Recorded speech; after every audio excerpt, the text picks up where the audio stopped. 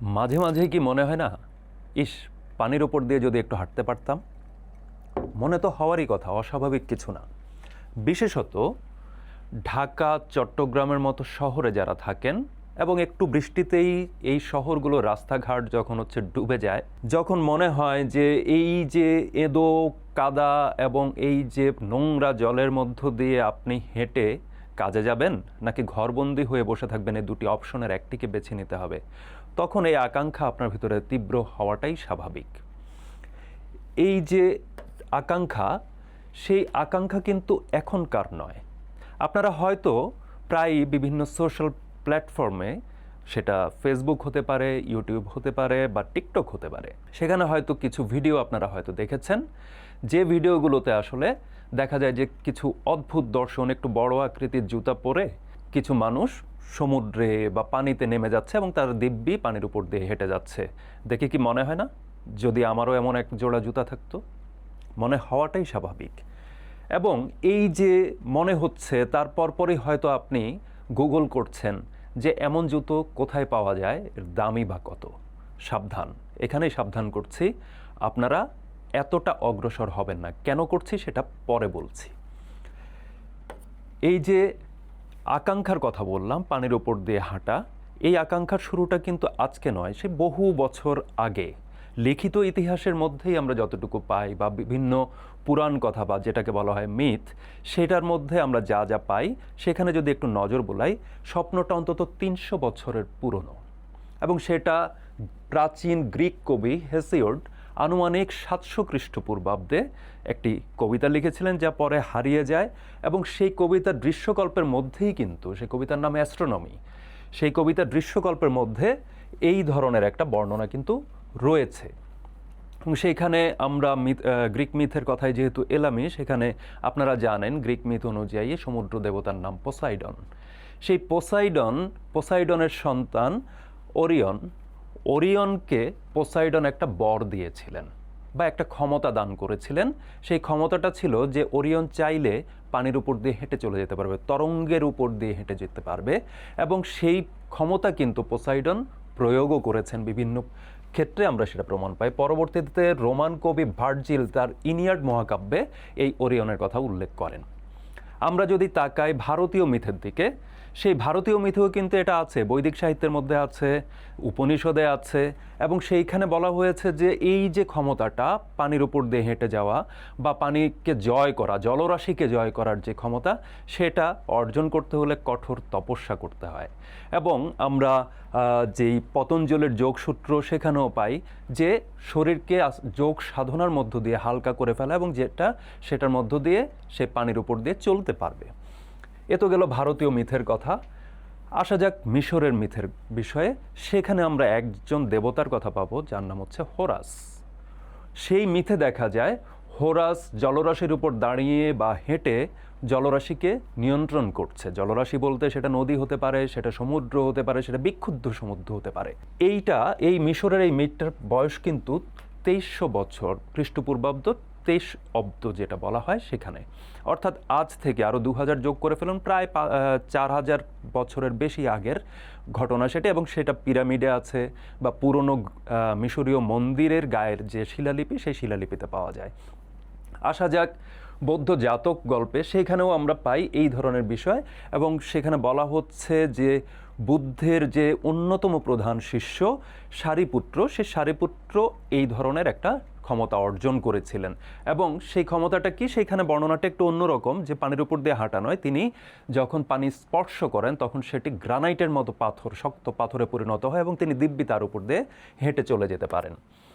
আমরা আসতে পারি একদম এই ক্ষেত্রে সবচেয়ে পুরনো বা সবচেয়ে জনপ্রিয়, পুরনো না বললে, আমরা পুরনো তো গ্রিকে পেলাম, সবচেয়ে জনপ্রিয় কথা মিথটি আছে বা সবচেয়ে জনপ্রিয় বয়ানটি পাওয়া যায় হচ্ছে বাইবেলে। সেখানে যীশু খ্রিস্টের কথা বলা হয়েছে যে শিষ্যদের উদ্ধার করতে গিয়ে তিনি সমুদ্রের উপর দিয়ে হেঁটে গিয়েছিলেন।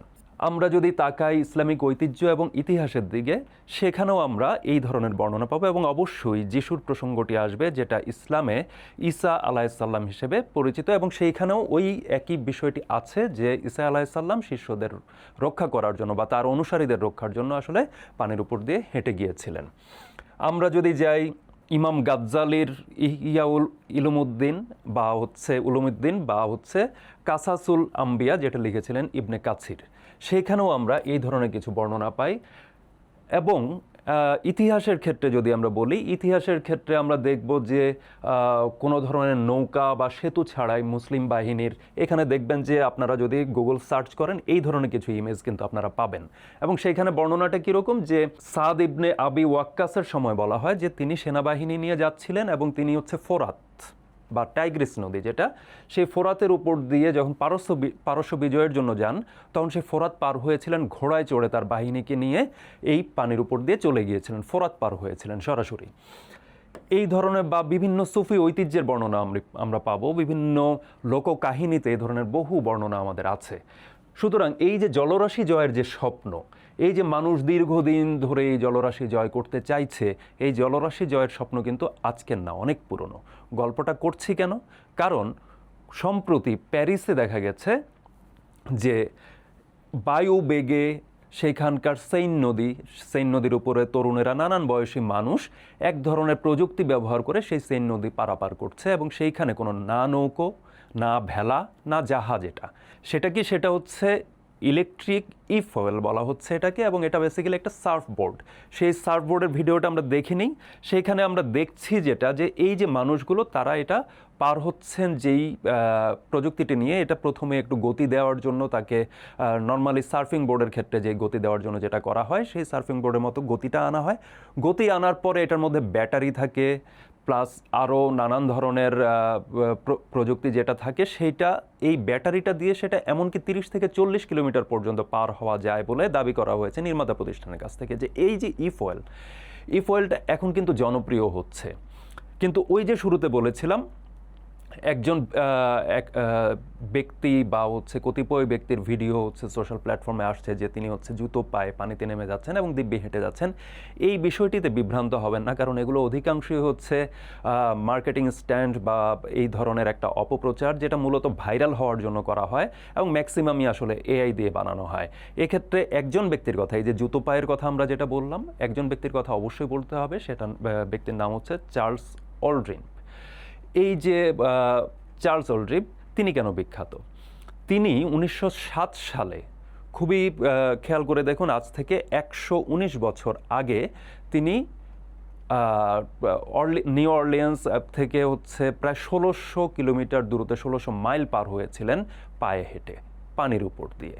এবং এই যে পায়ে হেঁটে পানির উপর দিয়ে পার হয়েছিলেন, এটা বেশ জায়ান্ট এক ধরনের জুতোর মতো তিনি বানিয়েছিলেন। সেই জায়ান্ট জুতোটা পরে তিনি পার হয়েছিলেন, এবং তার পাশে পাশে তার স্ত্রী, যার নাম হচ্ছে ক্যারোলিন অল্ড্রিপ। সেই ক্যারোলিন অল্ড্রিপ কিন্তু নৌকায় করে গিয়েছিলেন, যদি তার হাজব্যান্ড কোনো বিপদে পড়েন যাতে তিনি রক্ষা করতে পারেন। এই বিষয়টা তিনি সেই সময়টাতে করেছেন। খেয়াল করুন, 1600 মাইল, কিন্তু আজকের দিনে যেটা আসছে সেটা হচ্ছে 30 থেকে 40 কিলোমিটার, সেটা প্রযুক্তির সহায়তায় হচ্ছে। এবং ওই পিরিয়ডটাতে তিনি অল্ড্রিপ কিন্তু এটা একবার করেননি, তিনি 1888 সালে আরেকবার করেছিলেন। সেইটা ছিল নিউ ইয়র্কের আলবেনি থেকে ম্যানহাটন পর্যন্ত হাডসন নদীর উপর তিনি পার হয়েছিলেন, এবং সে সময় তিনি বেশ অসুস্থ হয়ে যান, তখন তার বয়স ছিল 20 বছর। বহু পরে 1907-এর কথা যেটা বললাম, সেটা দীর্ঘ একটা যাত্রা তিনি করেছিলেন, সেটা ওয়াহিও থেকে নিউ অরলিয়েন্স পর্যন্ত সেই 1600 মাইলের যাত্রাটি করেন।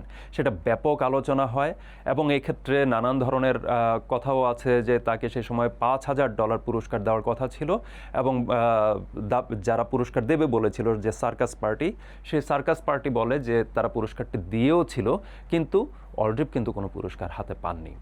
সে যাই হোক, সে অন্য কথা। আমরা আসছি হচ্ছে এই যে ই-ফুয়েলের কথা আমরা বললাম, ই-ফুয়েল কিন্তু এখন বাস্তব। মানুষের যখন স্বাভাবিকভাবেই বহু আগে থেকে মানুষ দেখছে যে সে স্থলভাগের উপর দিয়ে অনায়াসে হেঁটে যেতে পারে, সে এমনকি পাহাড় জয় করতে পারে, পাথুরে পাহাড় পার হয়ে সে পর্বত শৃঙ্গ জয় করে ফেলতে পারে, কিন্তু পানি বা জলরাশি জয় করাটা তার জন্য ভীষণ রকমের কঠিন একটা, যে জন্য সে হচ্ছে নৌকো, জাহাজ, সাবমেরিন অনেক কিছু বানিয়েছে। কিন্তু একা একা একজন মানুষ পানির উপর দিয়ে পার হয়ে যাবে, এটা আসলে কোন বা জুতো বা কোনো এরকম ক্ষুদ্র কোনো কিছু দ্বারা সেই স্বপ্ন তার স্বপ্নই রয়ে গেছে এখন পর্যন্ত। যেটা আসছে সেটা হচ্ছে নজল দিয়ে তীব্র বেগে বাতাস বের করে এটা প্রায় উড়ে যাওয়ার মতো, এটা আসলে হেঁটে যাওয়া না।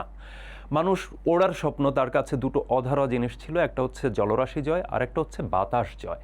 বাতাস জয়ের জন্য সে হচ্ছে কি করেছে, সে ডানা ঝাপটিয়ে বহুবার ওড়ার চেষ্টা করেছে, বহু দুর্ঘটনা ঘটেছে।